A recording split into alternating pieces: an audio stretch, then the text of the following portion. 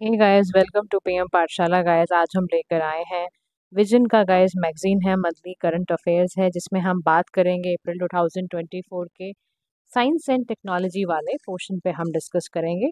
Guys, science and take में सबसे पहले जो आर्टिकल इस बार आया वो आया हिग्स बोसन पर। इससे पहले गाइस, अगर आप चैनल पर नए हैं, do like share and subscribe to PM Pathshala. And अभी 2024 का जो अप्रैल का मैगजीन है उसके 6 टॉपिक्स पूरे कवर कर दिए गए हैं with MCQs. Please look into that. And even पूरे लास्ट ईयर्स की वीडियोस भी अवेलेबल हैं। आप प्लेलिस्ट पे डायरेक्ट जाके किसी भी मंथ का आराम से वीडियो चेक कर सकते हैं। आज हम देखेंगे हिग्स बोसन पे। सबसे पहले देखो क्या हुआ। Nobel laureate physicist Peter Higgs recently अभी उनकी डेथ हो गई। पीटर हिग्स जो थे, बड़ा इंपॉर्टेंट नाम है क्योंकि यही थे जिन्होंने हिग्स फील्ड को प्रपोज किया था 1964 में और बताया था ये एक ऐसी फील्ड है जो एंटायर यूनिवर्स को फिल करती है, यानी कि सभी एलिमेंट्री पार्टिकल्स में मास देती है। तो वहीं से कॉन्सेप्ट आया हिग्स बोसन का। एक फंडामेंटल प्रिंसिपल इन्होंने प्रपोज किया और इनके आइडिया को वैलिडेशन मिली 2012 में। कैसे मिली? टोरिडोल एलएचसीएस अपरेटस और कॉम्पैक्ट नियॉन सोलेनॉइड के एक्सपेरिमेंट के थ्रू, क्योंकि यूरोप में ये चल रहा था और वहीं पे इसको मिला। लार्ज हेड्रन कोलाइडर के वहीं ऑर्गेनाइजेशन पर इनको वैलिडेशन दिया गया और इनकी डिस्कवरी के लिए नोबेल प्राइज अवार्ड मिला इनको 2013 में। अब समझते हैं गाइस, एलिमेंट्री पार्टिकल्स या फंडामेंटल पार्टिकल्स होते क्या है। देखो, एलिमेंट्री पार्टिकल्स ना यूनिवर्स के बिल्डिंग ब्लॉक्स हैं। बहुत छोटे छोटे कण होते हैं। ऐसे पार्टिकल्स होते हैं जो एक साथ मिलकर एक वेल नोन पार्टिकल बनाते हैं। उसमें न्यूट्रॉन होता है, प्रोटॉन होता है। प्रोटॉन इसमें दो क्वार्क्स और डाउन क्वार्क्स से बना होता है, अप क्वार्क्स और डाउन क्वार्क्स से बना होता है। न्यूट्रॉन्स इनके टॉप डाउन में होगा, अप क्वार्क्स में होगा। और कुछ ऐसा सा बना हुआ एलिमेंट्री पार्टिकल आपको नजर आएंगे। क्वार्क्स भी देख लो, ये कैसे से होते हैं। सब एटॉमिक पार्टिकल्स बेसिकली, समझ रहे हो, ऐसे से ये बना हुआ है। अब ये कह रहा है कि हिग्स फील्ड में और मास ऑफ एलिमेंट्री पार्टिकल्स में, यानी कि जो मास है एलिमेंट्री पार्टिकल्स का, हिग्स फील्ड का रिलेशनशिप क्या है। कह रहा मास फ्रॉम इंटरेक्शन, कह रहा इंटरेक्शन इन दोनों के बीच में होती है। ये सबसे बड़ा रिलेशनशिप है। यानी हिग्स फील्ड का जो आइडिया था वो ये बहुत ज्यादा बताता था कि जो पार्टिकल्स हैं उनका अपना कोई भी मास नहीं होता है। जब उनको हिग्स फील्ड से जब वो इंटरेक्ट करते हैं, टकराते हैं, मिलते हैं, तब जाके उनमें मास क्रिएट होता है। मास का मतलब है उस पूरे एटम, उस पार्टिकल के अंदर सॉलिड लिक्विड, बेसिकली कितना मैटर है, सॉलिड लिक्विड गैस का कितना मैटर है, कितना इलेक्ट्रॉन, कितने प्रोटॉन, कितने न्यूट्रॉन्स उसके अंदर है, दैट इज कॉल्ड योर मास। अब मास गिविंग इंटरेक्शन जो हिग्स फील्ड के साथ होता है उसको ब्रोट एंगलर्ट हिग्स मैकेनिज्म कहते हैं और इसको थ्योरिस्ट रॉबर्ट ब्रोट पे रखा गया था, इसीलिए इसका नाम भी ये है। फिर ये कह रहा है कि हिग्स फील्ड और मास ऑफ एलिमेंट्री पार्टिकल में सेकंड कॉन्सेप्ट होता है क्वांटिटी ऑफ मास का। अब जब इंटरेक्शन होती है हिग्स फील्ड की और पार्टिकल्स की, तो क्या होता है इसके अंदर? तो फिर कुछ निकल के आते हैं, डिसाइड करते हैं the quantity of mass of particle. यानी जितना ज्यादा स्ट्रॉन्ग पार्टिकल्स का इंटरेक्शन हिग्स फील्ड के साथ होगा, उतना ही ज्यादा पार्टिकल हैवी होगा। याद रखना, क्या बोला मैंने? क्वांटिटी ऑफ मास कैसे पता चलता है? जब जब स्ट्रॉन्ग जितना इंटरेक्शन पार्टिकल का हिग्स फील्ड के साथ होगा, उतना ही ज्यादा हिग्स पार्टिकल जो है वो हैवियर होगा। अब जो फोटोन है, for example, do not interact with this field, इसलिए उसका कोई मास नहीं होता है। याद रखना, फोटोन्स का कोई मास नहीं होता है। क्यों नहीं होता है? क्योंकि वो फील्ड्स के साथ इंटरेक्ट नहीं करते हैं। दूसरे एलिमेंट्री पार्टिकल्स हैं, इलेक्ट्रॉन्स हैं, क्वार्क्स हैं, बोसोन हैं, क्योंकि इंटरेक्ट करते हैं इसीलिए इनका मास होता है। हिग्स बोसन क्या है? हिग्स बोसन एक तरह का एलिमेंट्री पार्टिकल है जिसको पॉपुलरली गॉड पार्टिकल भी कहते हैं। बोसन इसका नाम इसलिए पड़ा क्योंकि ये अपने साथ सब एटॉमिक पार्टिकल्स को भी कैरी करते हुए जाता है। अदर बोसोन जैसे कि आपके फोटोन्स हैं जो बहुत light carrying element, electromagnetic force है। ग्लूऑन जो है वो आपके फोर्स कैरियर होते हैं न्यूक्लियस के अंदर, इनको मास मिलता है हिग्स फील्ड की वजह से। अब प्रॉपर्टी क्या है हिग्स बोसन की, अगर पेपर में आ जाए तो याद रखना इसका मास, याद रखना इसका मास कितना होता है। 130 टाइम्स मास ऑफ प्रोटॉन के अराउंड होता है इसका मास, 125 eV करके सब एटॉमिक पार्टिकल का यूनिट ऑफ मास बता रखा है। हिग्स बोसन हमेशा अनदर हिग्स बोसन से इंटरेक्ट करेगा। ठीक है। स्पिन की बात करते हो कितना घूमता है, तो स्केलर प्रिंसिपल है, पार्टिकल है, जीरो स्पिन होता है, इसके पास कोई अपना एंगुलर मोमेंटम नहीं होता है। ये ओनली आपका एलिमेंट्री पार्टिकल है जिसमें कोई स्पिन नहीं करता, घूमता नहीं है। इसकी लाइफ टाइम की बात करोगे बहुत छोटी होती है, बहुत जल्दी खराब होता है ये, और हाई एनर्जी कोलिजन में तो ये टूट ही जाता है बेसिकली। डिटेक्शन की बात करो तो ये इनडायरेक्टली मिलता है ऑब्जर्व करने से कि कब डीके हो जाता है इसका पेयर ऑफ फोटॉन्स, जब डब्ल्यू और जेड करके कुछ ऐसे बोसॉन्स होते हैं उनका जब भी पेयर बनेगा तब ये नॉर्मली डीके हो जाते हैं। अब समझते हैं कि हिग्स बोसन को पढ़ने का रेलेवेंस क्या है फिजिक्स के अंदर। तो कह रहे हैं कि यही है हिग्स बोसन जो ये कंफर्म करता है कि स्टैंडर्ड मॉडल है पार्टिकल फिजिक्स का। फिर रीसेंट एविडेंस में पता चला कि इनडायरेक्ट एविडेंसेस से पता चला कि जो पार्टिकल्स बियॉन्ड दोस्त हैं उसके बारे में पता चलता है। यूनिक पोर्टल है ये, एक तरीका है डार्क मैटर्स को देखने का, पता लगाने का। और इनडायरेक्टली आपको ये भी हिग्स बोसन से पता चलता है कि अर्ली यूनिवर्स कैसा हुआ होगा या कैसा हुआ करता होगा। अब हमने पढ़ा एक ऑर्गेनाइजेशन के बारे में, European organisation for nuclear research, CERN जिसको हम बोलते हैं। इसका हेडक्वार्टर जिनेवा स्विट्जरलैंड में है। 1954 में आई थी ये। इंडिया भी इसका मेंबर है। ये फंडामेंटल स्ट्रक्चर ऑफ यूनिवर्स के उसके ऊपर स्टडी करता रहता है। लार्ज हेड्रन कोलाइडर के बारे में तो वर्ल्ड का largest and most powerful accelerator है ये। 27 किलोमीटर इसकी रिंग है और इसमें टेक्नोलॉजी होती है वाइट रैबिट की। White rabbit technology guys basically उसका काम यही है, एक्यूरेसी से चेक करना, नैनो सेकेंड पे चेक करना कि कैसे इसका एक चेन बन रहा है। टेक्नोलॉजी इंडस्ट्री में भी यूज होती है डेडिकेटेड सपोर्ट एंड ट्रेनिंग की मदद से। So this is all about your Higgs boson. Now come to the next topic, that is talks about space tourism. Why it is in the news? तो space का जो startup है जिसका नाम है ब्लू ओरिजिन, जिसको अनाउंस किया है गोपी थुटाकुरा ने कि एक पार्ट रहेगा न्यू शेफर्ड 25th मिशन का। स्पेस टूरिज्म क्या होता है समझते हैं। स्पेस टूरिज्म बेसिकली गाइस एक ऐसी कमर्शियल प्रैक्टिस है जिसमें हम प्राइवेट इंडिविजुअल्स को भी स्पेस में भेजते हैं। क्यों भेजते हैं? रिक्रिएशन के लिए, एडवेंचर के लिए, किसी लेजर पर्पसेस के लिए। प्रेजेंटली ये बहुत ही ज़्यादा अभी इनिशियल स्टेज में है, नेसेंट स्टेज में है और companies like virgin galactic, SpaceX इस पे काम कर रही है। ग्लोबल स्पेस जो टूरिज्म है उसका मार्केट साइज $851.4 मिलियन है। कैसलर सिंड्रोम एक तरह का शब्द है, समझ लो ये फिनोमिना है जिसमें हम ये चेक करते हैं कितना जंक और ऑर्बिट अर्थ के पास पहुंच गया है स्पेस से, है ना, स्पेस डेब्रिस बेसिकली। और याद रखना इसको मेजरमेंट करना इसलिए ज़रूरी है, इसका पता लगाना इसलिए ज़रूरी है क्योंकि पता चले कि आपके पास स्पेस डेब्रिस इतना बढ़ गया है कि आपको सैटेलाइट भेजने में प्रॉब्लम हो रही है, मिशन प्लान करने में प्रॉब्लम हो रही है। तो दिस इज़ दी बेसिकली एक तरह का कैसलर सिंड्रोम आपको बताता है स्पेस कूड़े के बारे में, स्पेस में कितना कूड़ा भर गया है। अब हम देखते हैं स्पेस टूरिज्म के टाइप्स क्या होते हैं। देखो, एक होता है सब ऑर्बिटल, यानी पैसेंजर गया 50 से 70 माइल्स अर्थ के ऊपर और उसने घूम घाम के आ गया। एक ऑर्बिटल होता है जो पैसेंजर जाता है कार्बन लाइन से भी ऊपर। कार्बन लाइन का मतलब समझ लो, कार्बन लाइन यहाँ पे लिखा भी हुआ था, वो बाउंड्री जो 100 किलोमीटर आपके सी लेवल से ऊपर होती है अर्थ के एटमॉस्फेयर से। अदर क्या है? ल्यूनर स्पेस टूरिज्म है, इंटरप्लैनेटरी टूरिज्म है। इंडिया में अभी तक कोई ऐसा स्पेस टूरिज्म हम नहीं लेकर आए। हाउएवर पॉसिबल सक्सेस अगर गगनयान को मिल जाती है तो डेफिनेटली हमारा प्रवेश स्पेस टूरिज्म में भी हो जाएगा। स्पेस टूरिज्म करने के फायदे ये होते हैं कि ये हमें स्पेस में इंफ्रास्ट्रक्चर डेवलपमेंट करने को प्रमोट करता है। हमारी टेक्नोलॉजी और अच्छी हो जाएगी, हमारे स्पेस क्राफ्ट, हमारे रॉकेट सिस्टम और अच्छे हो जाएंगे और हमें स्पेस हैबिटेशन, स्पेस रिसोर्सेज के बारे में भी पता चल जाएगा। इसीलिए इंडिया वर्क कर रहा है। 2023 में हमने स्पेस पॉलिसी बनाई है 2023 की। इंडिया स्पेस एसोसिएशन है, इंडिया नेशनल स्पेस प्रमोशन के लिए काम भी कर रहा है। लेकिन हमारे देश में या बेसिकली अगर हम ओवरऑल देखें तो चैलेंजेस क्या है स्पेस टूरिज्म को लेकर। देखो, सबसे बड़ी बात है स्पेस टूरिज्म जब भी चलेगा हाई कॉस्ट लगेगा, बहुत पैसा लगता है। फ्लाइट्स की कॉस्ट ही बहुत हाई होती है। The need for specialise training, health checkups कराने हैं। It requires building specific spacecraft. फिर लिमिटेड मार्केट, डिमांड बहुत कम, बहुत ज़्यादा लिमिटेड है। पोटेंशियल मार्केट जो है वो बहुत वेल्दी इंडिविजुअल्स के हाथों में ही है।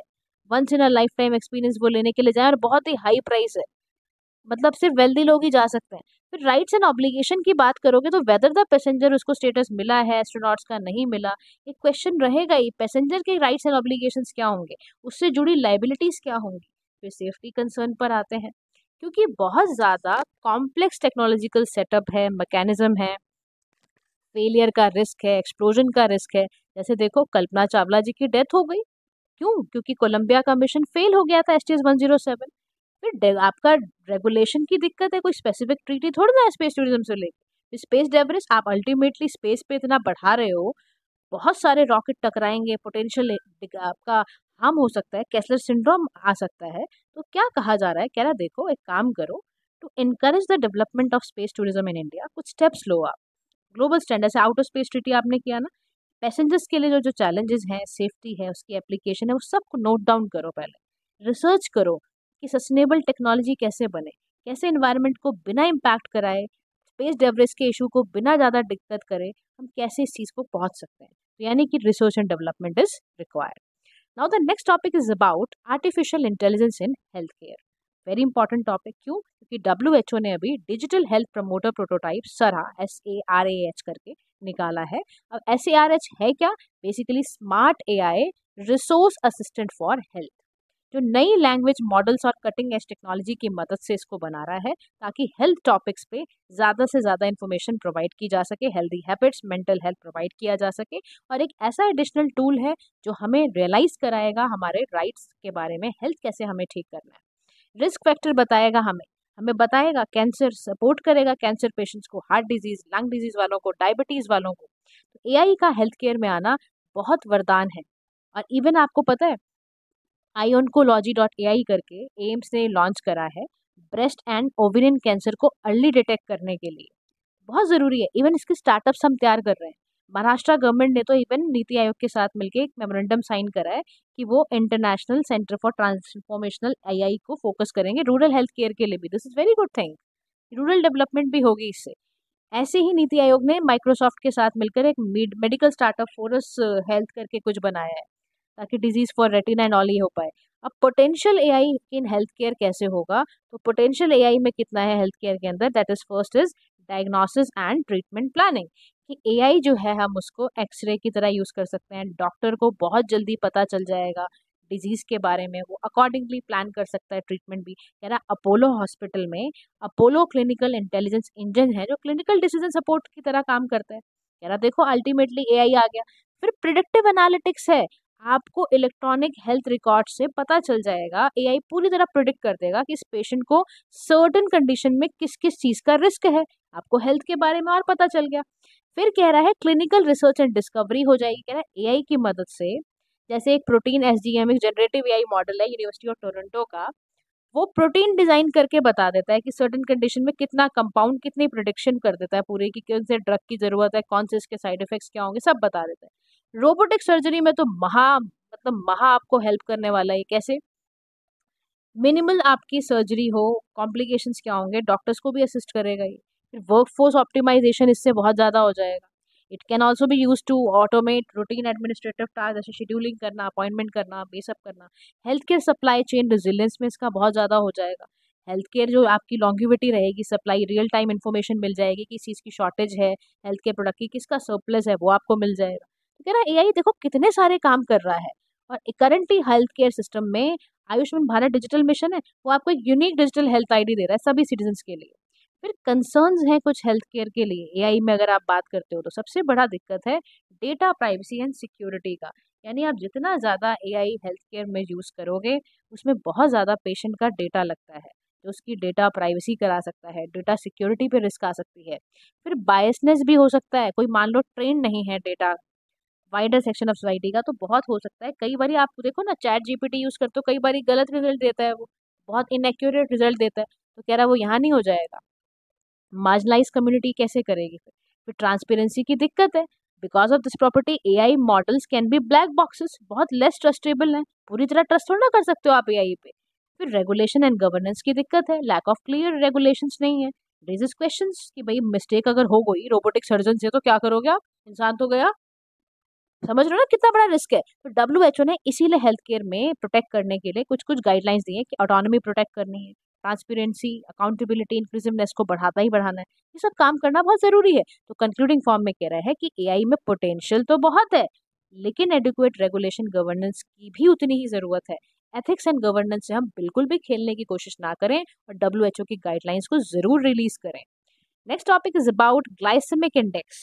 रिसेंट स्टडी हुई, पता चला जी ग्लाइसेमिक जो इंडेक्स है फूड का, उससे टाइप 2 डायबिटीज़ का रिस्क रहता है, कार्डियोवास्कुलर डिजीज़ का रिस्क रहता है।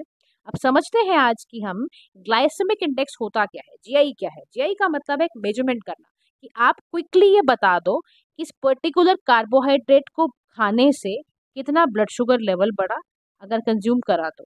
अब ये इंडेक्स जो है यानी कि ये देखता है कि जो खाना है, जो फूड है, उसमें कार्बोहाइड्रेट रिच कितना है। स्केल बनाता है वो 0 to 100 on their ability to raise blood sugar level as compare to pure glucose. तो प्रोफेसर डेविड जेनकिंस थे टोरंटो के, उन्होंने ये डिस्कवर करा और ये फैक्टर्स बताए कि कैसे कैसे ये चेक करते हैं। तो कह रहा देखो जीआई और फूड को ना डिटरमाइन करने के लिए इंटरनल फैक्टर्स होते हैं, एमिलोज, लिपिड, ये सारा चीज़ें चेक कर ली जाती हैं। एक्सटर्नल फैक्टर्स में कुकिंग, प्रोसेसिंग, रेट्रोग्रेडेशन, ये सारी चीज़ें यूज होती हैं।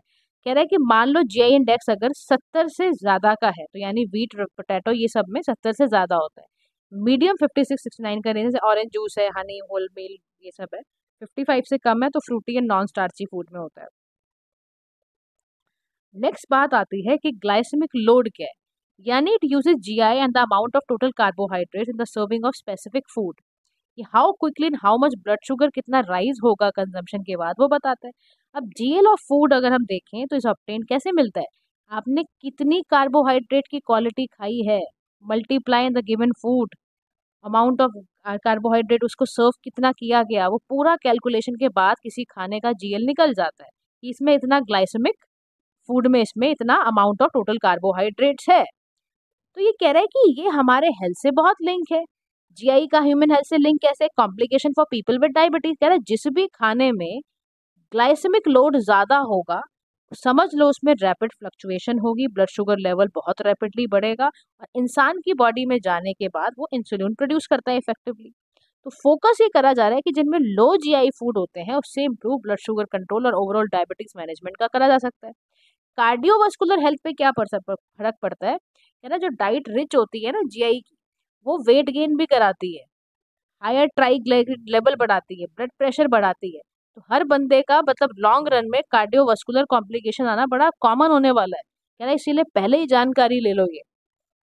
ठीक है, that is called glycemic index. Now come to the Indian tuberculosis report 2024। Again guys report आई है, be very very cautious about it. जहां रिपोर्ट आए सेपरेटली लिखो। Union ministry of health and welfare ने रिलीज करी इंडिया की report है, India TB report 2024। इसकी कुछ फाइंडिंग्स हैं। नोटिफाइड टीबी पेशेंट्स हैं 25.52 लाख टीबी पेशेंट 2023 में, जो इंक्रीज हुए हैं फ्रॉम 24.22 लाख केसेस बढ़े हैं।